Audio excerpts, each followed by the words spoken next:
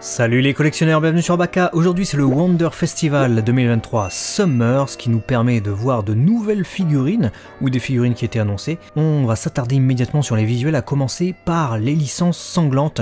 Et tiens, on va commencer par Berserk, puisqu'on n'a pas souvent des figurines de Berserk, des figurines de Guts de qualité. Là on en a une qui se dévoile sous forme de prototype 3D. Ouais, du coup, un septième pour ce prototype de Guts, du coup, qui je trouve est vraiment quali. Moi, je l'ai vu, quand j'ai vu le proto, j'ai fait, les fans de Berserk, là, c'est vrai que c'est pas forcément la licence que l'on retrouve partout, ou alors souvent chez des fabricants assez chers, Prime One, F4F, voilà, c'est souvent sous forme de résine ou de gros trucs. Et là, bah écoute, c'est intéressant de retrouver du 1/7, donc j'ai hâte de voir la mise en peinture, perso.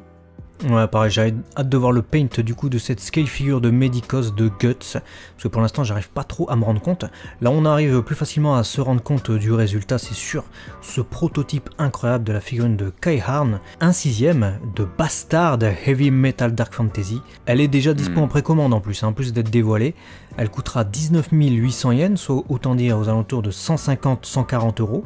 Et elle est prévue pour sortir en janvier 2024. Ouais, elle est ouvertement sexy, hein, on va pas se leurrer, mais la qualité de la figurine, my God, putain, que ce soit le sculpte, que ce soit le broche, le paint job, les cheveux, waouh, c'est-à-dire que je trouve que la figurine est tellement quali, elle fait tellement deluxe, que l'aspect ouvertement sexy, hein, on va pas se mentir, il passe au second plan en fait.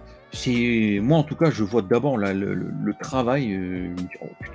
Wow, cette figurine, Stéphane de Bastard, my God. Moi je vois surtout la fidélité en fait, hein, parce que la figurine, comme tu dis, sexy, on va pas se mentir, pour employer tes termes. Mais c'est ça en fait, si tu prends les illustrations que j'ai en tête, moi, d'Animeland et des trucs comme ça, les magazines qui avaient début des années 2000 qui revenaient sur Bastard et tout ça, c'est exactement ça. Le personnage, donc très fidèle.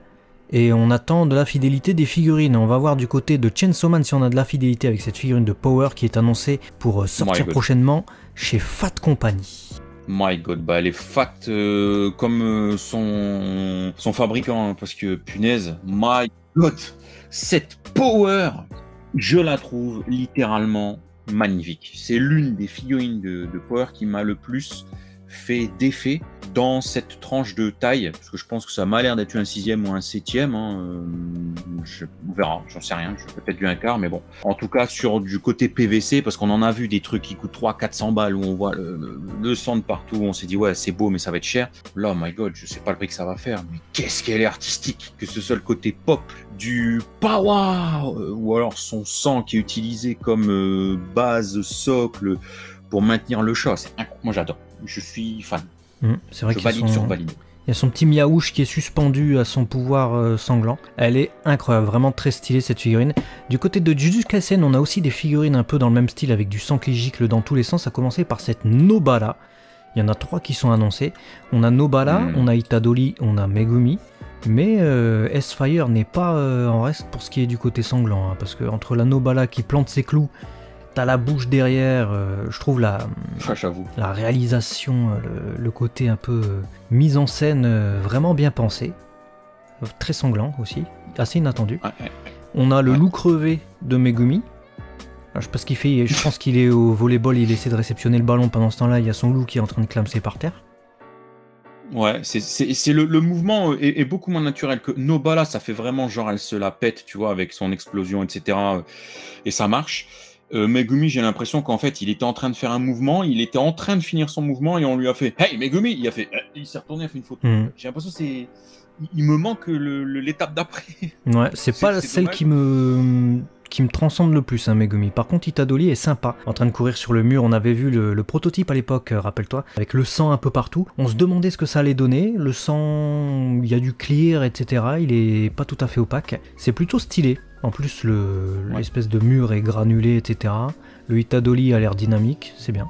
Ouais, c'est plutôt stylé. Je dirais petit penchant pour la Nobara personnellement. Pour les Jujutsu Kaisen. Pareil. On continue du coup avec une licence. Voilà, je pense que si vous connaissez l'Attaque des Titans, vous savez que niveau sanglant, on y est. Hein, on va pas se mentir. Et le découpeur de ces dames, j'ai nommé Levi va du coup débarquer chez Pony Canyon avec cette figurine diorama. Voilà, je pense qu'on est plus sur un mini diorama. Qu'est-ce que t'en penses? Bah écoute, on avait un Levi qui était sorti autrefois, il était sur un arbre. Après, on avait aussi une résine où je pense qu'il était sur le bras carrément du titan bestial. Là, on l'a dans les airs avec un effet de vent. C'est pas l'effet de vent le plus fabuleux du monde, hein, surtout en 2023 où on a des qualités de sculpte, et vous les voyez dans nos vidéos notamment, quand même mieux que ça. Mais le Levi a l'air cool, il est bien fidèle au personnage. C'est vrai qu'il n'est pas suspendu très haut. Pour un personnage qui saute, c'est un peu étonnant, mais bon, on va dire que c'est peut-être un plus pour l'exposition. Et en tout cas, la peinture est vraiment incroyable, hein.